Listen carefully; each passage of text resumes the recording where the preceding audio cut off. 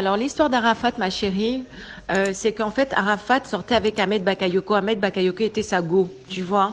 Et il a initié, en fait, à la franc-maçonnerie. Et quand Arafat donc est rentré dans leur loge de franc-maçonnerie, donc les dirigeants, en fait, les différents personnalités qui font partie donc de la franc-maçonnerie, ils sont tous en ce moment même à Abidjan pour célébrer justement l'hommage à Arafat. C'est genre quoi, mais en fait ils sont là juste parce que c'est leur sacrifice. C'est le sacrifice humain qu'ils ont fait. Et donc le sacrifice que Arafat devait exécuter, c'est que eux, Ahmed et ainsi que les autres de la loge franc-maçonnerie, ils ont demandé sa troupe, la Chine.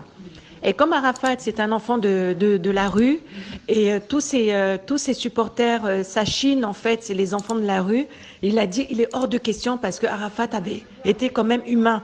Il avait un cœur et tout ce qu'il faisait, il le partageait avec tous ces enfants de la rue, vraiment qu'il admirait, qu'il le vénérait. Et en refusant ça, Ahmed et tous ceux de la loge ont commencé à mettre les bâtons dans les roues via même son business à Arafat. Il commençait à ne plus faire de concerts, il se produisait plus à Abidjan, ça n'allait plus, il avait une telle pression que Ahmed même est parti casser un moment, je sais plus quelle période là, il est parti tout saccager dans sa maison. Tu vois, et donc Arafat a commencé à rentrer dans la déprime totale. Il avait la pression, il ne savait plus aller, donc donc vraiment il se saoulait la gueule tout le temps. La drogue, il en prenait constamment tout le temps. Et lui qui conseillait à tout jeune de mettre son casque parce qu'Arafat il conduit la majorité du temps avec son casque. Quand il n'a pas de casque, c'est qu'il est lucide, il n'a pas pris d'alcool, il n'a pas pris de drogue.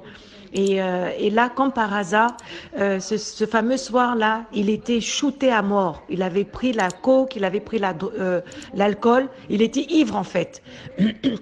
Et il a fait l'accident. Et c'est quand il a fait l'accident, les pompiers sont venus, les ambulanciers sont venus. Arafat était encore entre la vie et la mort. Il n'est pas mort sur le coup. C'est quand Ahmed Bakayoko est arrivé en salle d'urgence où il était que le jeune Arafat a rendu l'âme. C'est-à-dire qu'il fallait que sa présence soit là.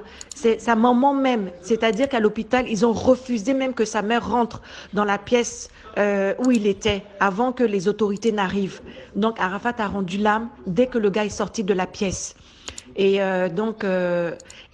l'hommage qu'ils ont effectué justement sur cette suspension électrique, c'est pour justement éviter que le peuple voie que ce n'est pas lui. Et comme ils s'en doutaient eux tous, et ben justement, ça n'a pas loupé. Ils sont allés déterrer le cercueil et donc, ils ont constaté que ce n'est pas lui, la barbe. Comment un homme mort, on dit que quand quelqu'un décède, ses ongles et ses poils poussent pendant des jours, ma chérie. Arafat, comme par hasard, sa barbe n'y est plus. C'est comment? Ils disent même que les gars qui ont été payés pour la sécurité là, c'est eux que tu entends crier que c'est lui, hein. Mais les gens, là, sa Chine là, c'est eux qui disent que ce n'est pas c'est pas Yoro, c'est pas Yoro. Donc vraiment, il y a un scandale en ce moment à Abidjan. On sait même pas où est passé le corps. Sa maman est choquée. Elle ne sait pas, elle-même elle se manifeste pas. On ne sait pas si elle-même elle est au courant parce que c'est une star et elle connaît ce qui se trame dans ce milieu-là. Tu vois, non? Mais en tout cas, et entre-temps aussi, il y a beaucoup de ces jeunes qui se sont suicidés, ma chérie, entre-temps. Et avant ça même, je te raconte pas, j'ai mon propre petit frère qui est décédé le 30 juin. Et ils ont été assassinés le 30 juin dans un maquis à Bata. Ils étaient au nombre de 15. Ils ont été tués, empoisonnés par la boisson. Et ce Bakayoko là, il est venu voir les familles et le corps de mon petit frère a fait 66 jours. Écoute bien le chiffre. C'est avant-hier qu'on a reçu la facture, ma petite sœur et moi, pour dire on doit 960 000 francs CFA. Il n'avait que 38 ans, mon petit frère. Lui, ses deux amis avec qui il vivait, eux tous sont décédés, empoisonnés. Ils ont fait autopsie. Et là, si nous-mêmes on va et on regarde bien même le corps de notre frère, peut-être qu'ils ont enlevé tous les intestins, tous les parties, les organes pour aller faire leur sacrifice.